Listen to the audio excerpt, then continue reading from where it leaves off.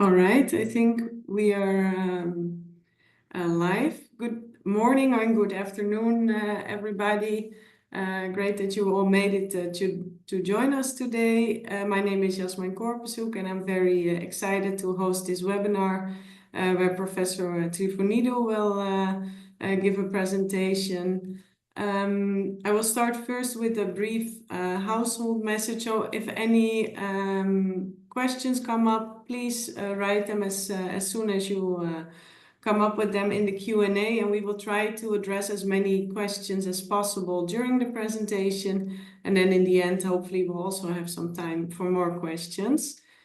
And with that being said, I would like to hand over the word to Professor Tryfonidou, and I'm not going to do a very long presentation. I'm just very excited to have her here, and I'm excited to hear what she will present to us today. The floor is yours, Marianna. Thank you, Jasmijn. Good morning, good afternoon, everyone. Someone is with a cup of coffee, and perhaps there are people also even with a glass of wine enjoying the evening. So I will start first with sharing my screen so that I'll have handled that. Oops. Something happened.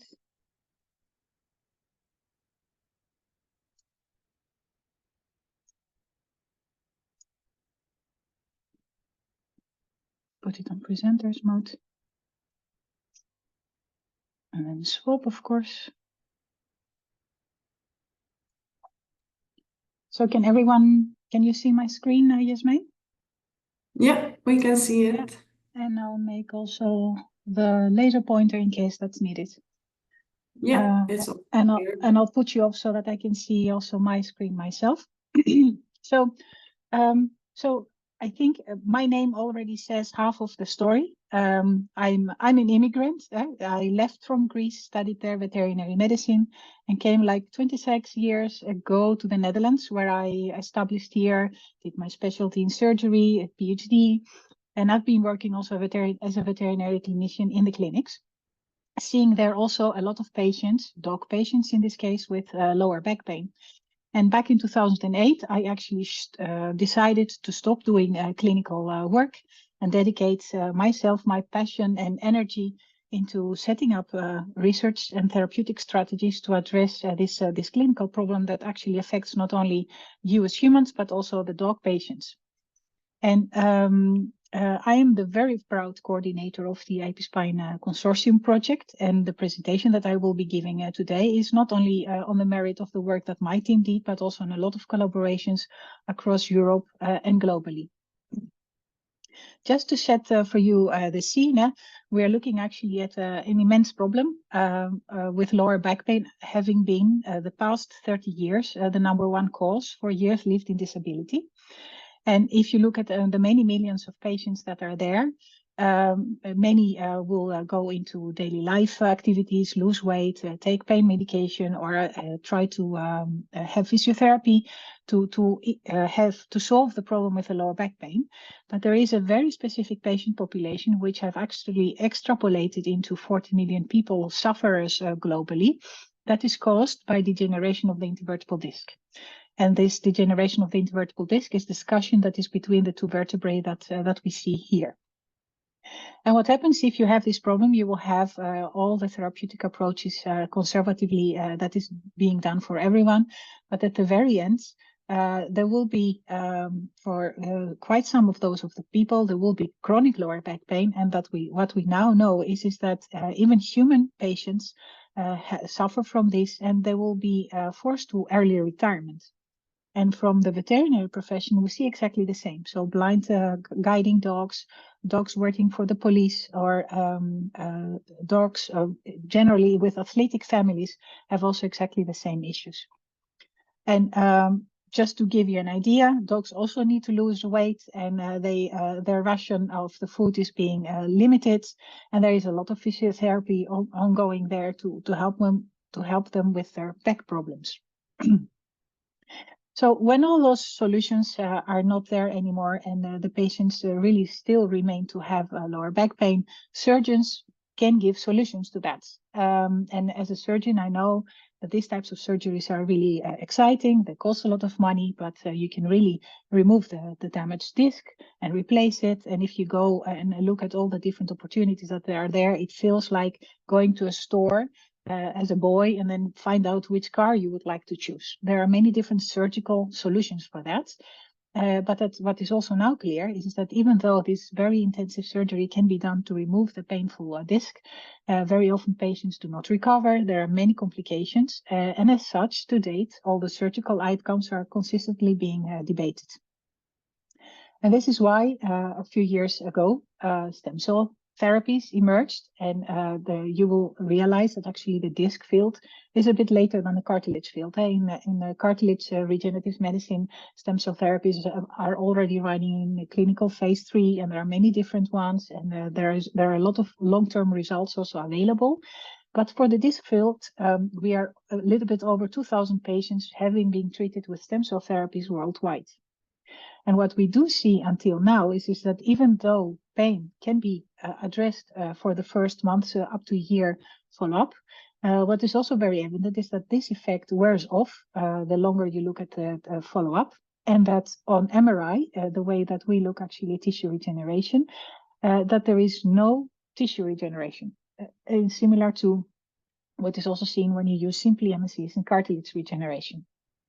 And this is why about 20 years ago, another field emerged where we said that we should not be using mesenchymal stem cells to achieve regeneration in the intervertebral disc, but focus actually on the properties of notochordal cells and their matrix.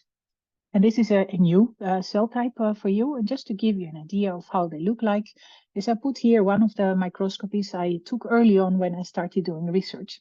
And we see here very big vacuolated cells with a little bit of cytoplasm put to the side. And these vacuoles that these cells contain are actually meant to increase this osmotic pressure that the cells have, and then give them in this way also the biomechanical properties that are needed within the intervertebral disc. And these notochordal cells reside only within the juvenile human discs. Why are they so exciting? We know that notochordal cells actually, when the embryo starts, they reside within the notochord. So this is this pink rod being placed there. And the notochord is there to provide stiffness to the embryo, but also plays major roles in the development of the embryo, guiding the spinal cord and the vertebral development. And once the notochord regresses, the place where these notochordal cells will go to is within the developing disc of humans. And this is when we actually realize that when you look at disc degeneration, either whether you're a dog or a human, you don't have those notochordal cells in your disc, but you have degenerate disc cells. And in veterinary medicine, we have different types of dog breeds. And here you see the Dachshunds and the German Shepherds and the Beagles that actually have this disease because they have lost their notochordal cells. And there is a very big other patient population of Labradors and Border Collies, for example, that maintain the notochordal cells throughout life. And if they will develop lower back pain or any type of disc disease, that will be very much later in life, which means that there isn't a link to the fact that notochordal cells being preserved in the early youthful discs are related more to disc health. There has been a lot of research on notochordal cells over the past years, and also notochordal cells have been studied within the field of cartilage regeneration also. And we now know that they have a regenerative potential, and the field is fastly moving on, understanding on how they communicate, what do they secrete, and also study the tissue matrix properties of this specialized cell type tissue. And in the work that has been done until now, if you look at the notochordal cells of different types of species, and if you compare humans, dogs to pigs, we found out actually that the pig notochordal cells were the most potent ones. And for those that are interested in having a bit of an overview of this field, there is a literature, a review paper published here that I've put in the presentation if you want to go and look back at that. So what does iPScine do? iPScine wants actually to generate notochordal cells based on IPS technology, because notochordal cells cannot be actually retrieved from embryos to treat human patients. By using iPSC technology, we want to generate notochordal cells, inject those in the disc, and proliferate, that allow them to proliferate and produce matrix. This is a very challenging approach. And 6 years ago, a consortium came together in order to develop this therapy, but not only develop it, but apply it and bring it to the next level. And the iPSpine consortium is a consortium of 22 partners, where IPSC, biomaterial experts, doctors, biomechanics, also ethicists were involved, and patients, in order to guide the project to through the different phases that it passed. And just to give you an idea, these were all the partners being involved, and they were across Europe majorly, but also in China and in the US. So where does iPSPine build on? And I don't have to go into, cannot go into detail into all the different things that we've developed, but the number one cornerstone of the iPSPine project is the production or development of iPS notochordal cells. And a group of Anne Camus and Jérôme Rouchieu in the University of Nantes developed such a protocol, which was initially published in 2020, and further optimized this with further more steps to generate this type of cells. And what is very elegant in this is that we know that iPS cells come with many challenges in when one can reproduce it. The question is whether in another institution this would also happen. But we now know that this protocol is robust and it's reproducible at different institutions. So it can be more worldwide implemented. So like in cartilage, also within the disc field, we believe in the instructive capacity of the matrix. And in this sense, we wanted within the second cornerstone of the iPSPine project to exploit the properties of the specialized matrix that notochordal cells produce. So how is this matrix being developed? How do you get that? You would have pigs getting from the slaughterhouse. They have notochordal cell rich discs. This tissue is being isolated, it's being lyophilized, pulverized, and then resuspended and being used for culture. And it has been studied, and we know that it has regenerative properties, anti-inflammatory properties, and even also exerts in vivo effective regeneration. But within iPSPine, we wanted to go towards a safe application. And we know that using pig-derived tissue, and also with the DNA and the possible viruses that are within the disc tissue, or generally in pig tissues, that we needed to adapt this protocol.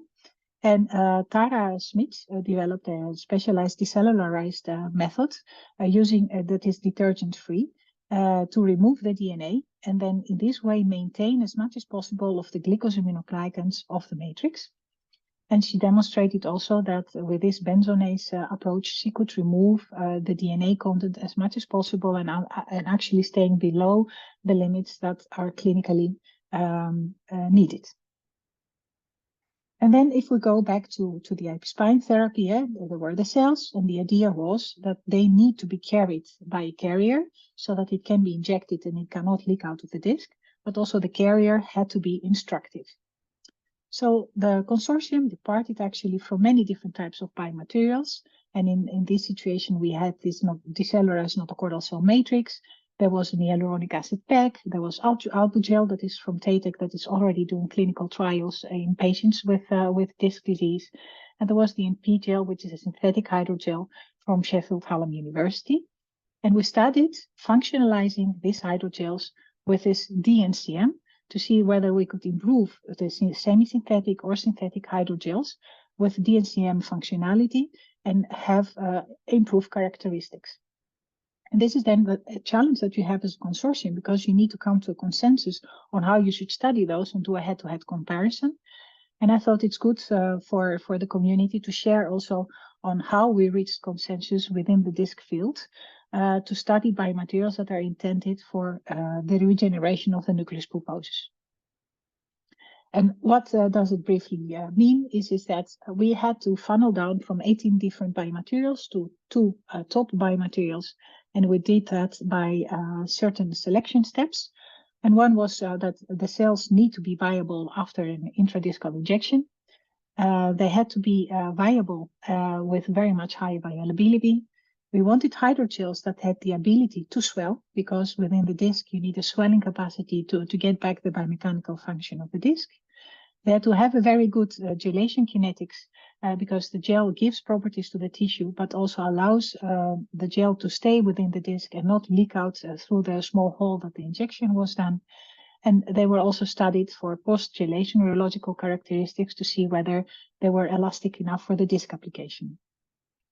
During the following part of the presentation, I just chose one of the biomaterials to outline to you how we did the translational steps from development of the biomaterial all the way to an animal study. And there were many more examples for other biomaterials. So in this case, we are talking about a PEG-based biomaterial that was combined with DNCM. And DNCM is actually very much rich in the glycosaminoglycans, and those were cross-linked with the 8-arm PEG to generate a swelling biomaterial with a smelling capacity. And then the biomaterial went through all that funneling with the stem cell injections and viability and injectability and passed all the tests and was tested then with native tissue cells. And for that, what do? Is we take notochordal cells from pigs, which we know that we cannot culture by any means. So if you take notochordal cells out of a disc, once you culture them in a monolayer, they will lose the vacuoles, they will lose their phenotype. They don't look at all as what they should look like. You cannot even allow them to proliferate. And also when they're being cultured in the common biomaterials that are now available or in alginate, they really lose their phenotype within 14 days. So within this hydrogel, what we see here is the encapsulation of the cells on day 0 and then on day 14. And what we do in all types of culture experiments that we do is we take healthy and degenerate culture conditions so that we can mimic a little bit better the degenerate disc environment. And what does it mean, degenerate environment? There is a lower osmolarity, there is an increased pH, there are cytokines present, and those things are all added to the media. And there is also low glucose as against to the cartilage field that works a lot with high glucose. The disc has no vasculature, meaning that they have a low glucose availability. So looking at this, you will appreciate that the notochordal cells, they make clusters and they are present there and also within the degenerate environment. And if we look at markers like the brachyury T, and aggrecan, which is one essential matrix component that they produce, this is why immediately after encapsulation they do express it, but it's weakly present. But by day 14 they have recovered actually their phenotype and they are very actively producing these essential proteins, which is very promising. And this is the first time actually shown in the field that you can even improve the phenotype of notochordal cells after they have been digested. So the next step was, we now need to go to a bit more challenging situation to see how the cells together with the biomaterial would behave under dynamic loading. And for this work, we collaborated together with Elias Salcher, a PhD student of Keita Ito that is now a postdoc. And he actually developed a method to mimic the axial loading of an intervertebral disc in the spine by having nucleus pulposus tissue put in a bioreactor and mimicking the dynamic loading of the discs. So what is being done is the nucleus pulposus tissue is being put into this chamber, and the chambers are then in a bigger chamber, and they get the essential fluids, and they're being loaded throughout the day with a certain loading protocol that mimics daily life loading. And what you can do with this model is you actually, if you inject the nucleus pulposus with chondroitinase ABC, you see within a very short period of time depletion of the nucleus pulposus tissue matrix from the glycosaminoglycans, a very common phenomenon of degeneration of the disc, very like what happens with the cartilage. And you also see that at the biomechanical level, where the glycosaminoglycans per dry weight also drastically reduce within that period of time. So what was done is having this model, we wanted actually to inject the cells together with the biomaterial, but we also wanted to follow them up. And what we did therefore is we took cryopreserved iPS cells, we mixed them, we labeled them with the PK826 labeling, we mixed them together with a hydrogel in a syringe, and then those were injected through the injector portal of the bioreactor. And they were followed for 28 days. That is a period of 4 weeks. And what was seen was that by day 27, if you take a whole explant out and then you're going to do live cell imaging, you're going to do imaging to see whether you can find the labeled iPSCs back, we nicely see that the cells are present there.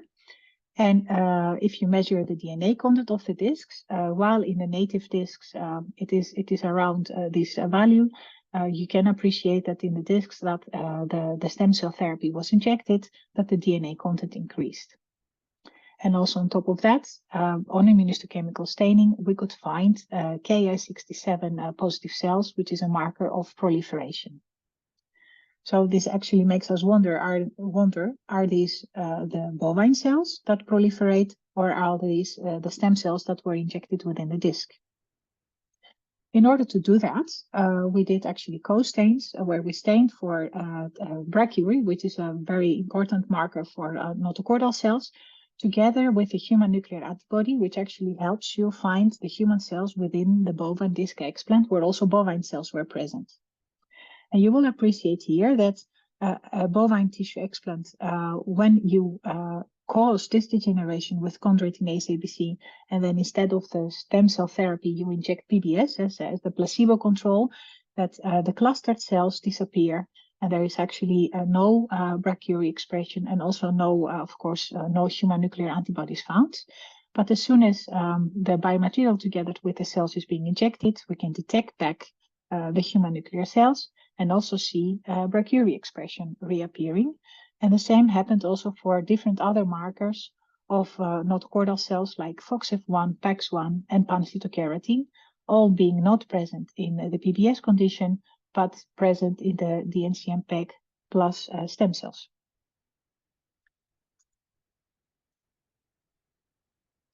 Now, important, looking not only at phenotype, because we know that the function of the tissue is at the end by the extracellular matrix properties.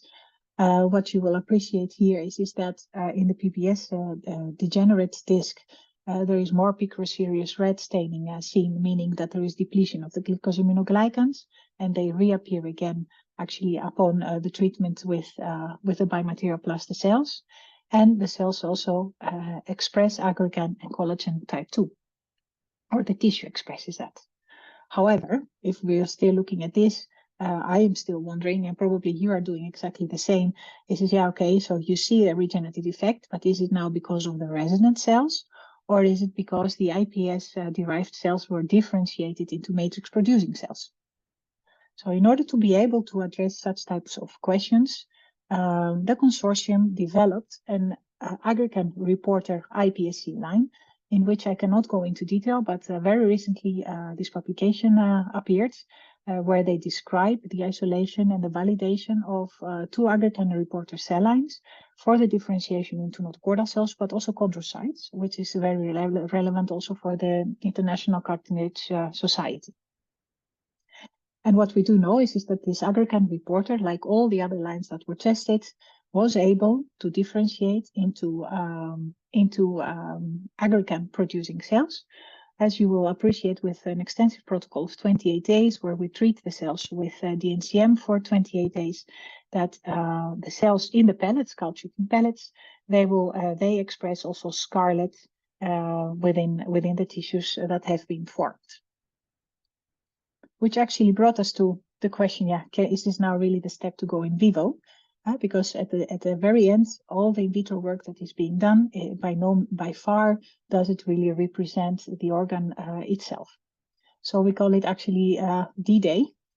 This is Lisanne Laufland, who is a PhD student in this project, and I was in charge of all this work done.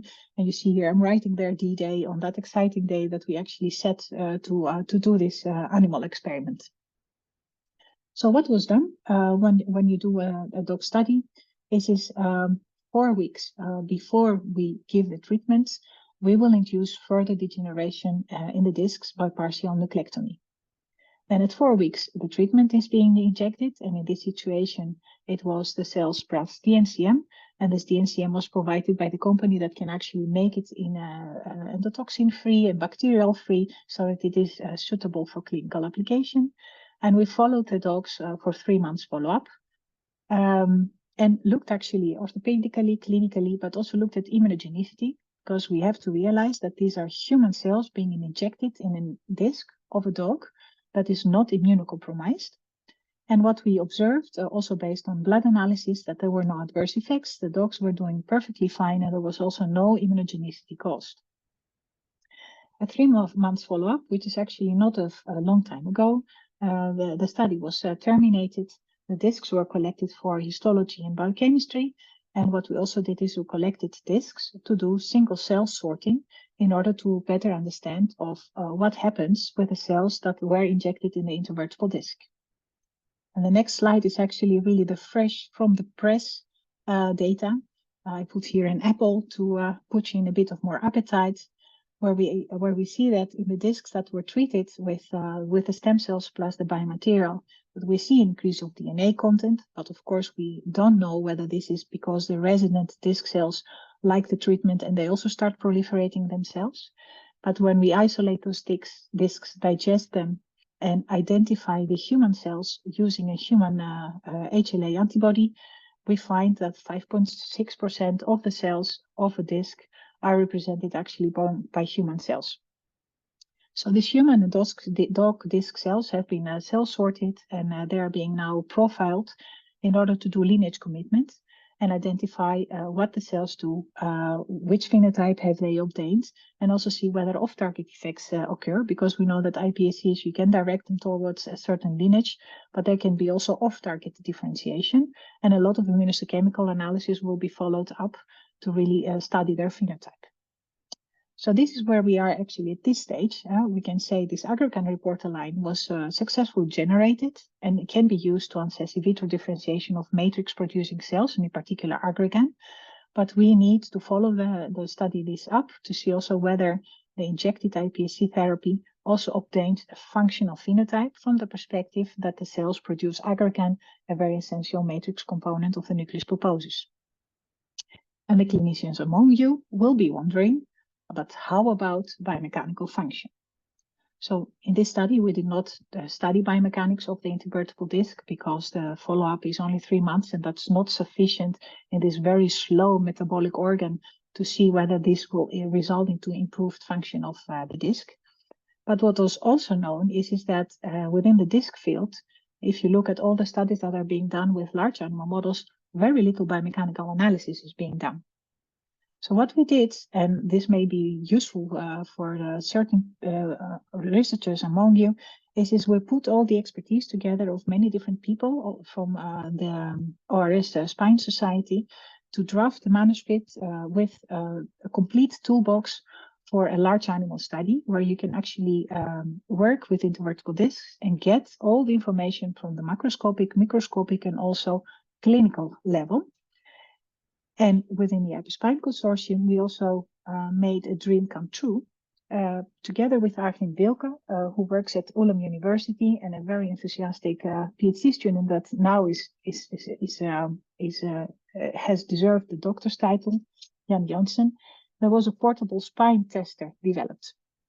This is a spine tester that can be actually put in a big box and transferred from one institution to the other institution, so that when you're doing a large animal study, you can terminate the animals, do first the biomechanical analysis in a non-destructive way, and then collect all those intervertebral discs to do further analysis on the biochemical, biomolecular, and immunohistochemical level. And this is where all forces of the consortium actually came together. And I would love to show you this graph of Europe, where patients actually donated their cells. They were reprogrammed in Montpellier to make iPS cells. Nantes made of these iPS cells the differentiated cells to be treated for the stem cell therapy. Ireland and the UK provided the top 2 leading biomaterials, which they all traveled down to Rome, where the sheep study was conducted. And then at the termination of the experiment, this immense portable spine tester went to Rome so that biomechanical analysis can be done. And just to give you a tip of the iceberg of the results that we are now collecting, also in this sheep, the treatment was intradiscal injected. Just to give you an idea how you do that is within the disc, you go with a very thin needle and then a small volume of the cells with a biomaterial all being injected within the discs. And also in the sheep, we see magnificent results because at the follow-up, we find back the iPScine labeled cells. And we also see that they have the ability to divide. And we've been able to track them down also by ALU sequencing. So I've only been able to tell you just a very small story of getting from blood-derived iPSCs, differentiating them, using a smart biomaterial, and making them to produce and study their behavior from the cell level, tissue level to the animal level. And within the iPSpine consortium, we have been doing lots of other work on optimizing the culture conditions for iPSCs to differentiate to the appropriate phenotype, looking at hypoxia, osmolarity, and the effects of 3D culture, and also used kinky technology like CRISPR and iTop technology to be able to do non-viral epigenetic modifications to move the field forward. And added there also a very interesting type of complexity by studying how differentiation is being influenced based on the origin of the cells. Because we know that cells, even though they are being reprogrammed into iPSCs, they carry an epigenetic memory that is not completely deleted with the reprogramming method. And did also a head-to-head comparison of blood-derived and disc-derived cells towards in order to be able to decide which is the most optimal source to use. And to finish up with how such a translational line looks like, as I explained, we work with cell cultures, tissues, and loaded disc models. There's been a lot of work on safety and toxicity with in vitro and small animal models using rats, and did translational steps in sheep and dogs.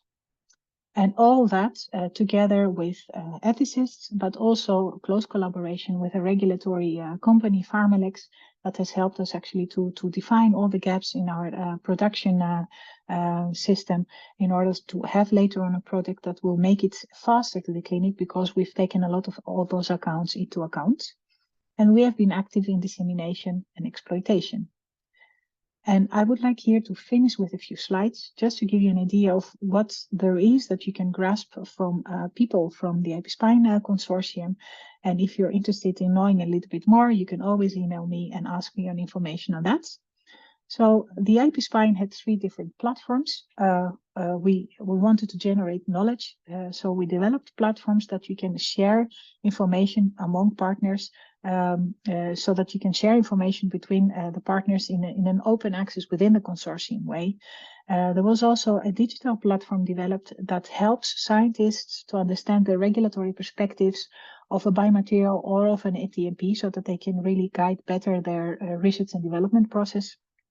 We worked a lot on guidelines and all types of SOPs for the different types of tissues and cell culture experiments that are being done, so that we can have more uniformity within the society, and worked also on ethics and regulatory strategy. And one paper that is worth highlighting, also very relevant to the ICRS Society, is a paper written by together with Abi Pandit, where they described actually the challenges that come with regulatory authorities with tissue engineered products in clinical trials. Furthermore, I showed you a few of the testing platforms with the vivo bioreactor and the cell culture systems and the explants, the safety and efficacy studies of different biomaterials. And last but not least, there is a lot of knowledge on virus-free genetic modification of iPSCs. Different types of biomaterials. I did not show you, but we've worked on targeted proteomics using DGWest, which is a multiplex technology that you can do with a small sample. You can do more than 100 proteins at the same time. We developed this aggregate reporter and also have an MRI quantification tool that can objectively determine the degeneration regeneration score with artificial intelligence. And I would like to make a small step to the cartilage, because some of you will be probably from the cartilage field. I see actually the cartilage nucleus pulposus having a lot in common. And this is just to highlight that this Agricon iPSC reporter line, when it is subjected to the differentiation protocol that the group of Yolanda Ramos together with Ingrid Meulenbelt do, where they go through mesendoderm progenitors and they subject them to chondrogenic medium, the pellets will mature and they will start producing scarlet, which is really evident of this Agricon expression. And if you cut those pellets, you actually can correspond the red regions with magnificent Alcian blue staining, showing chondrogenic differentiation. But you will also appreciate here that the pellets have two sides. There is one red side, which is a good thing, this is the chondrogenic differentiation, but there is also a dark side, which is the off-target differentiation. And this type of functional reporters have also other utilities. And one such example is that you can actually dissociate the cells, sort them for scarlet positive and scarlet negative cells, and then subject them either to single cell sequencing or bulk sequencing, and then start to understand on where the differences are between your scarlet positive cells and the Agricon producing cells and those cells that are not scarlet positive.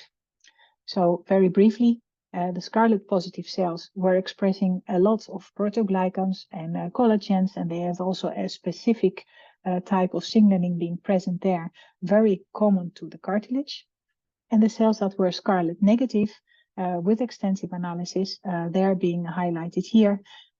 What we actually see is that the scarlet negative cells were a lot within the neural related pathways. So there is a lot of neural off-target differentiation that has been also described by others. And by studying this separately, you can also perhaps find out which surface markers are being expressed so that you can cell sort in a positive or negative way and actually further purify your product. Which brings me to the end of my talk. I'm very thankful to the team in Utrecht, my own team, and here are the names listed that over the past 6 years closely worked with me with funding from the iPSCs to get to the project. But there is also a whole other group of people working on other projects, and we have a very nice team working together, and we are here in Utrecht at the channels enjoying a sunny afternoon. I'm thankful to all the funders that actually brought us to this stage to get the iPSPine project and manage to have impact by developing these types of technologies. I'm even more thankful to all the patients that have been embedded within the iPSPine project, and they have been sharing with us all the patient stories and actively contributing actually to the concepts of the project. And I call them actually the backbone of the iPSPine project.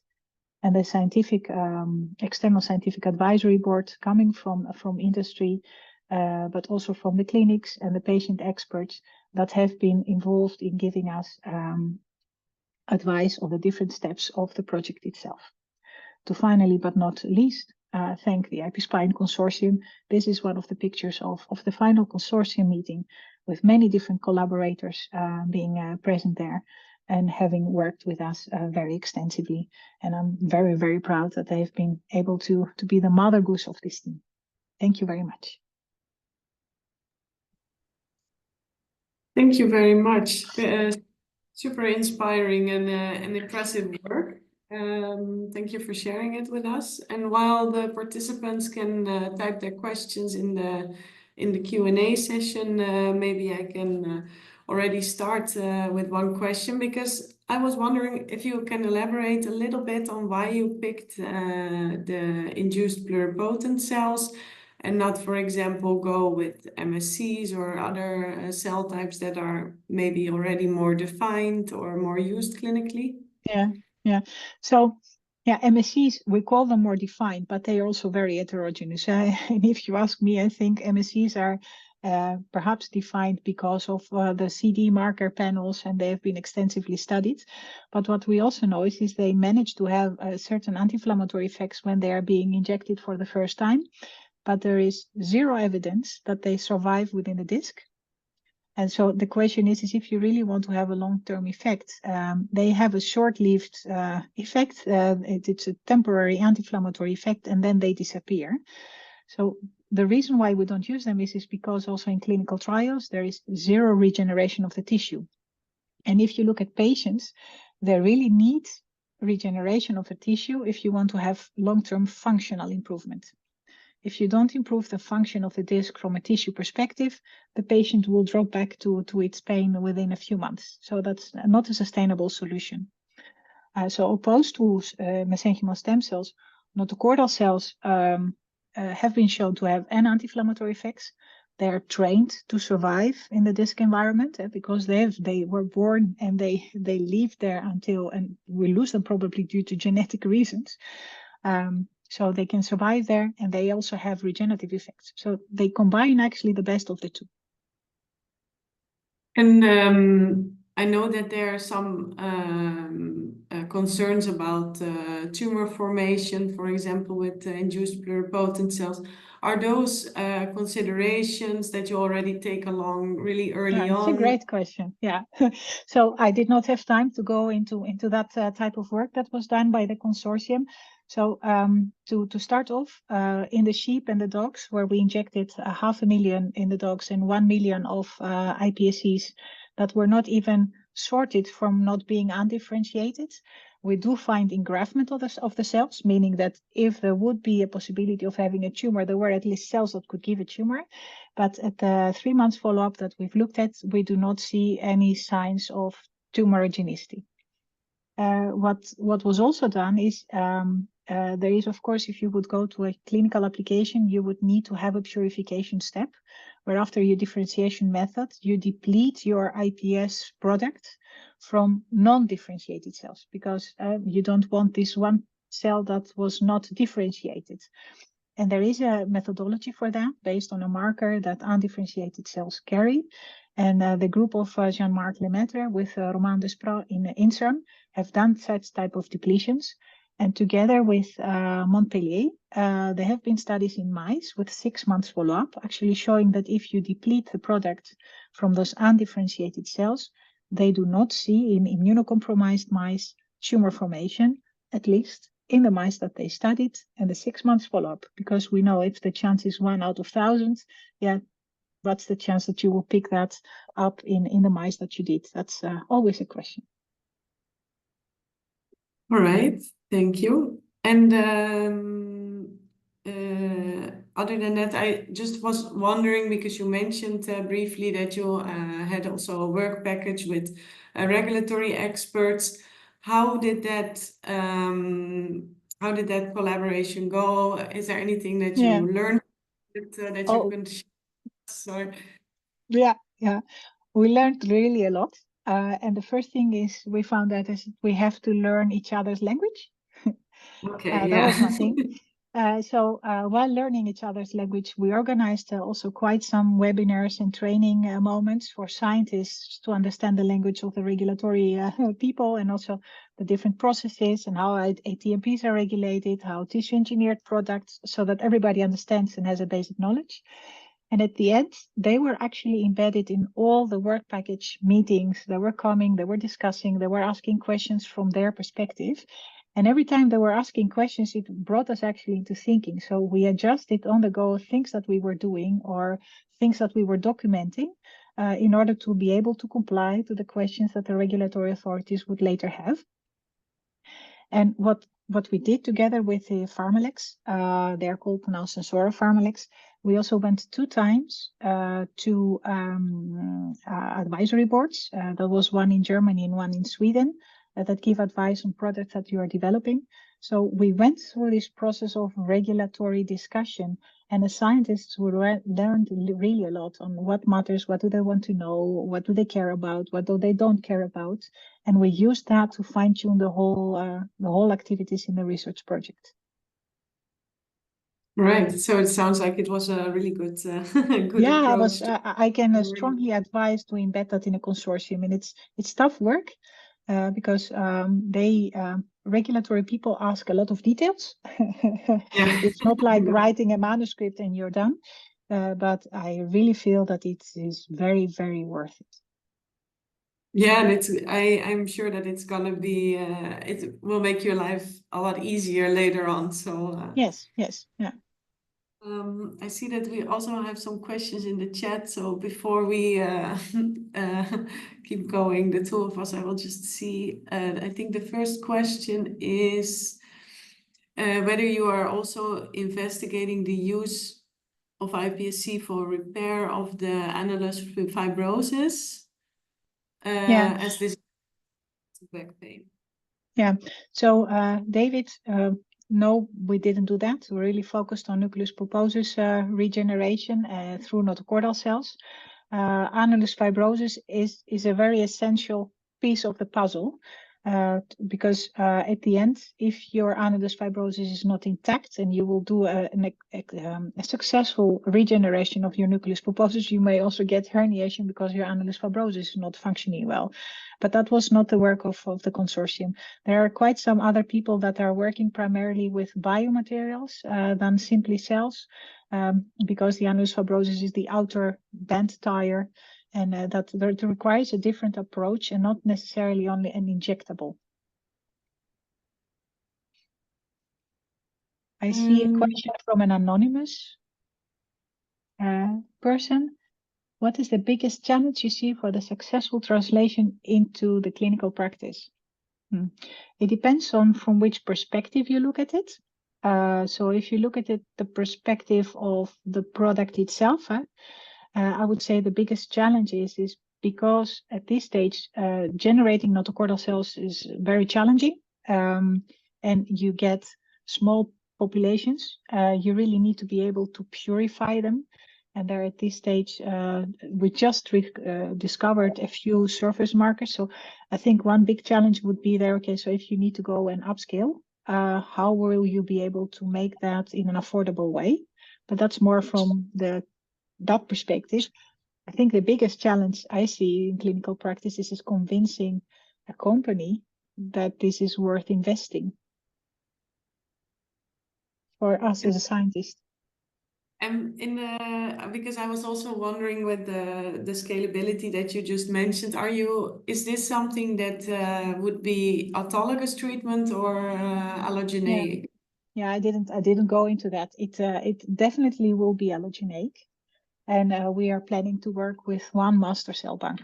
Otherwise, it's never going to be affordable. And if you're going to be considering that if this treatment should be then later on for millions, we took that into account, that it should be one master cell bank allogeneic. And until now, even in a xenogenic approach, we do not see immunogenic responses. So I'm very hopeful that this will also not be necessarily an issue if you go allogeneic with one master cell bank for all the different types of HLA combinations that you can have in humans. Yeah. One other question about the in vivo study. From Dunya, yes. The question is about so you did actually now an induction model and you looked at 4 weeks directly after degeneration. That's definitely true because patients and dogs have degeneration already for years. And that's by no means exactly the same as what you mimic in an experimental animal model. So that's something that you cannot even mimic in an experimental animal model. So yeah, the next step would be is once you get to the point that you're going to go to clinical translation, that you're going to be looking at regenerative effects and different levels of disc degeneration to see which patients would actually fit the best in for this approach. So that's really a clinical translational step. I don't know if that covers your question, Dunya, but if you have a follow-up question, you can give it. See, Catherine Levizares asks, from a regulatory point of view, what are the next steps for using decellularized matrix in clinical trials? Now that's an answer I cannot give myself because I'm not in the development of that project. But what I've understood, NC Biomatrix is already now running. They are in a technological readiness level 8, and they are demonstrating to the authorities on the manufacture production on certain safety aspects, and then after that they will get approval. So, but I don't know if the question was from a different perspective.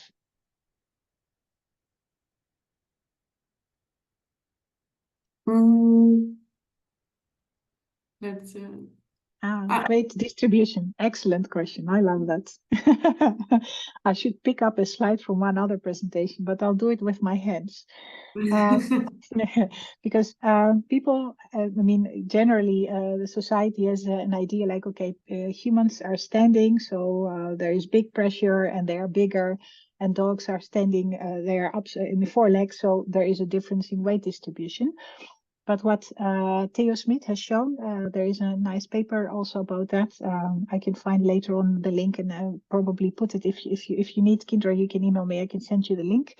But there was work that has been actually showing that the biomechanical forces on an intervertebral disc of a dog, also quadriceps, quadripods, is much higher than in humans. And that has to do with the fact that if you take blocks and you put them upside down, you can keep them like this if you have a good balance. Huh? But as soon as you turn them like this, you have to put much more pressure to keep the blocks all together, meaning that the muscles are putting a lot of pressure on the spine to keep the spine as a column. And how do we know that? It is also if you look at the bone density of the vertebrae, for example, of a sheep or a goat compared to humans, it has a much higher bone density than humans. But the direction of the trabecals is exactly the same direction of the humans. So the loads on the spine are in the same direction on the disc as it is in quadrupeds, as in the two-legged species.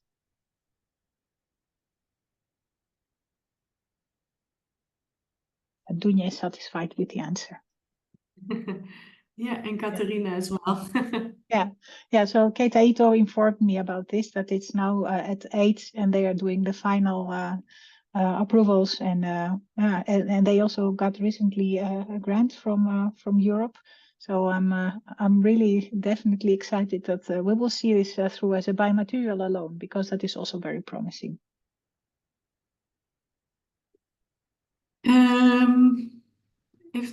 I don't know if there's any more questions coming in, but otherwise maybe one maybe very simple question. But I was wondering, for lower back pain, how many discs do you need to treat in patients generally? Would it be one only, or is it always a region that you expect? And You're touching on a treat only one disc, then the mechanics of the other discs is also affected. So how do you need to take that into consideration or not? We know so little. So what now is happening, also the clinical trials that are being done, they treat the target disc, and that is being defined based on, okay, what is painful, and also based on MRI where the degeneration is. What you typically see is patients are either painful on one or on two discs.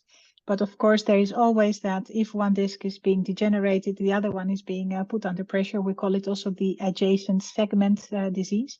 And that's what happens also with people that get bone fusion. So the disc is being removed and then that is being fixed all together, that the aligning discs will perhaps, there's a big discussion in the field, that there will be more degeneration in the adjacent discs because they are more biomechanically loaded.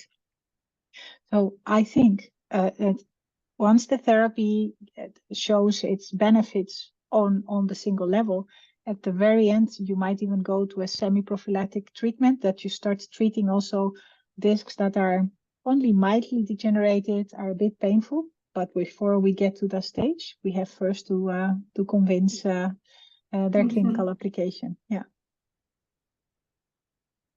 All right. Then if there's no more questions, I think we can finish the presentation. Thanks again for very interesting presentations. Thanks everybody for joining us and asking questions. I think we've all learned a lot today, and yeah, hopefully see you next time. Thank you. Thanks, Jasmijn. Bye-bye.